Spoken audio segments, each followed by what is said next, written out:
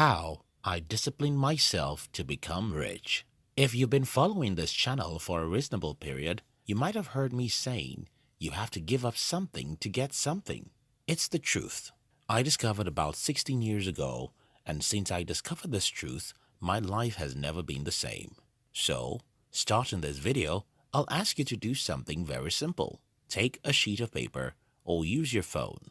Then write the 3 important things you want to achieve in the next 5 years.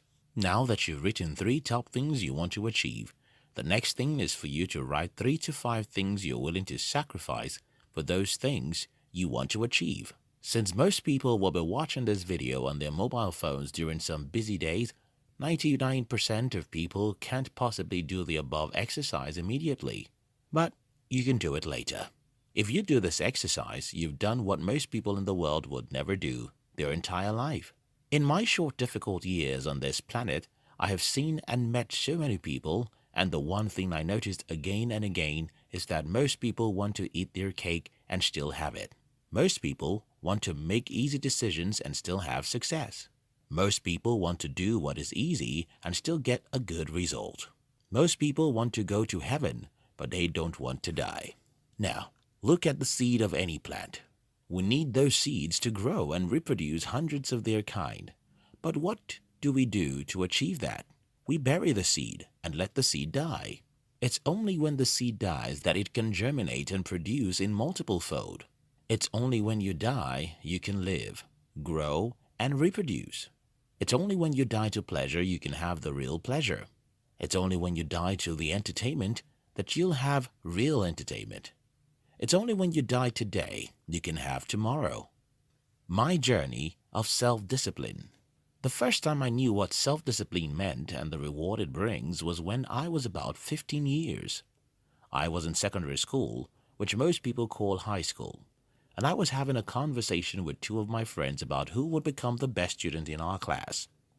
At this time, I was only one of the average students, and I thought that those kids who did well in school were simply using their brains better. Now, I was having a conversation with my friends about who will be the best students in our new class. For whatever reason, I announced to my friends that I will be the next genius of the class, and as expected, they didn't agree with me. One of them simply mentioned the name of the guy he thought would be the next champion. I left that informal meeting with holy anger and determination to do something. I got home and lied to my father that I needed money. Lying is a sin, but I didn't know that time. My parents gave me some amount, and I went to the bookstore to buy books. Don't be surprised that I had to lie to my father to get the money to buy books. He was a stingy man. I bought books on all of the most important subjects in my class, and I started waking up an hour or 2 before school to read. One day I woke up to read economics text and got to school. Then our economics teacher came into class to teach us a new chapter. Who can define the opportunity cost? She asked. After a moment of silence, I rose and defined the opportunity cost, which happened to be the very chapter I miraculously read a few hours ago. Good, my teacher said as the entire class clapped their hands for me.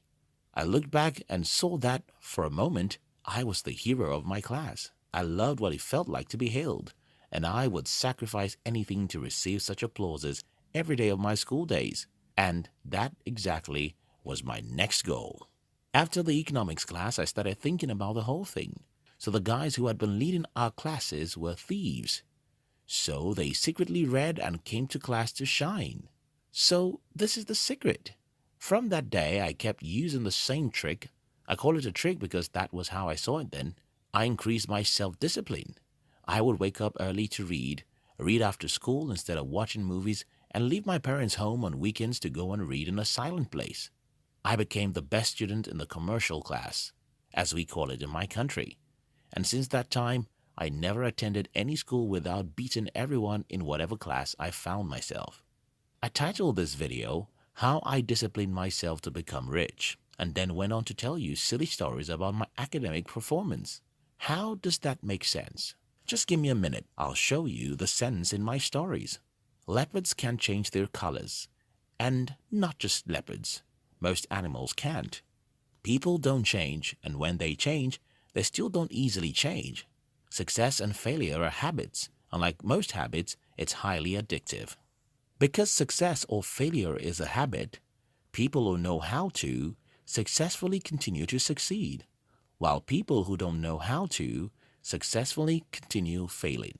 After I experimented and saw how I rose from the average student in school to become an academic hero everywhere I go, I simply duplicated the same formula for my financial life, and the formula goes like: know what you want, specifically identify what you have to sacrifice for what you want, and be willing to make those sacrifices.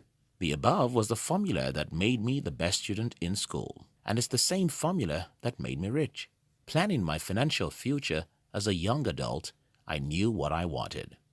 I wanted to have enough money to stop worrying about money. I don't care about becoming a billionaire or even a millionaire. I just wanted to have a large enough cash flow to make me live a very comfortable life while doing what I truly love doing. After I identified what I wanted, then I chose my battles. I knew I would have to sacrifice many things, and I was willing to bury my body so that it can die, germinate, and reproduce. Starting in business, I gave myself a decade to make mistakes and fail. This sounds crazy, and I often doubt if I was the one who had such a mindset. How on earth would you decide to fight a battle for 10 years? How would you decide to go through the pains of failures, rejections, and poverty for 1 decade? I don't know, but that was my decision. I decided to read every book I could find, take every difficult decision and action I could, and discipline myself as much as I can. Most people think that they are weak and can't do difficult things, but that's not true. The reason why you think you can't do difficult things is that you lack the motivation to do difficult things. Yes, the difference between a soldier and a civilian is the motivation. The difference between those who take tough decisions and discipline themselves and those who are fearful is motivation.